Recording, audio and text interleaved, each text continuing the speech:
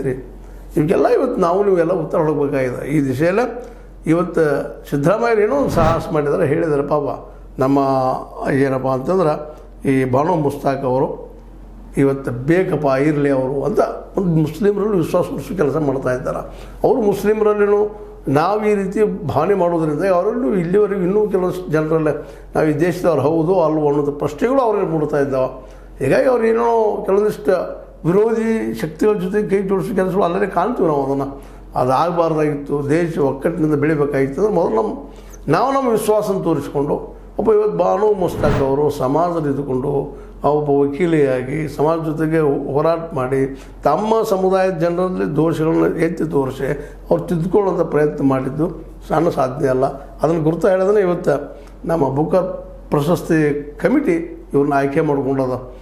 ಎಲ್ಲ ನೆಲೆಗಟ್ಟಿನಲ್ಲೇ ಇವತ್ತು ಚಾಮುಂಡಿ ಬೆಟ್ಟ ಯಾರ ಆಸ್ತಿನಲ್ಲ, ಅದು ಎಲ್ಲ ಇಡೀ ಸಾರ್ವಜನಿಕರ ಆಸ್ತಿ, ಯಾರೊಬ್ಬರ ಆಸ್ತಿ ಅಲ್ಲ ಅದು.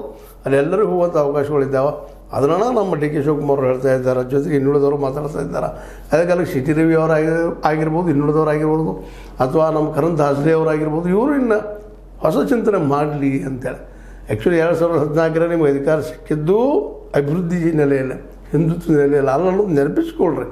ಯಾಕಂದರೆ ಅಭಿವೃದ್ಧಿ ಮತ್ತು ಉದ್ಯೋಗ ಸೃಷ್ಟಿ ಮಾಡ್ತೀನಿ 2 ಕೋಟಿ ಪ್ರತಿ ವರ್ಷ ಪ್ರತಿ ಬಡವಗ ಎಷ್ಟು 15 ಲಕ್ಷ ರೂಪಾಯಿ ಕೊಡ್ತೀನಿ ಅಂತ ಹೇಳಿದಂತ ನೀವು ಇದನ್ನು ನಂಬಿ ನಿಮ್ಮನ್ನು ಬೆಳೆಸಿದ್ರು, ನೀವು ಬೆಳೆದ್ರಿ, ಒಂದು ಹಂತಕ್ಕೆ ಬಂದು ಇವತ್ತು ಒಂದು ರಾಷ್ಟ್ರ ಪಕ್ಷನೂ ಆಗಿದೆ, ಜೊತೆ ನಿಮ್ಮ RSS ಸಂಘಟನೆ ಬಲಿಷ್ಠವಾಗ್ಯದ. ಆ ಮಾತು ಬೇರೆ.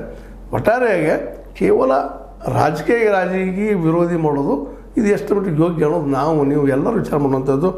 ಈಗ ಇದನ್ನು ಎಷ್ಟು ನೀವು ವಿರೋಧ ಮಾಡ್ತೀರಿ ನಮ್ಮ ಬಾನೋ ಮುಸ್ತಾಕ್ ಅವ್ರನ್ನ ತಡೆಯೋದಕ್ಕಾಗಿ, ಅದು ಇನ್ನಷ್ಟು ಅವ್ರು ಬೆಳೀತಾ ಹೋಗ್ತಾರೆ, ಸಣ್ಣವ್ರಂತೆ ಆಗೋದಿಲ್ಲ ಅನ್ನೋದು ಇದು ನಿಮಗೂ ಸತ್ಯ ಗೊತ್ತದಂತ ಹೇಳ್ತಾ, ಇದು ನಿಮ್ಗೆ ಲೈಕ್ ಆಗಿರ್ಬೋದು, ಲೈಕ್ ಮಾಡಿ, ಶೇರ್ ಮಾಡಿ, ಕಮೆಂಟ್ ಮಾಡಿ, ಜೊತೆಗೆ ಸಬ್ಸ್ಕ್ರೈಬ್ ಆಗೋದು ನಿಲ್ಲಿಸಿ ಹೋಗ್ಬೇಡ್ರಿ. S60 ನ್ಯೂಸ್ ಅಂತ ಸಿದ್ದರಾಮಯ್ಯದು ಸತ್ಯದ ಕೈಗಿನಲ್ಲಿ ವಂದನೆಗಳು.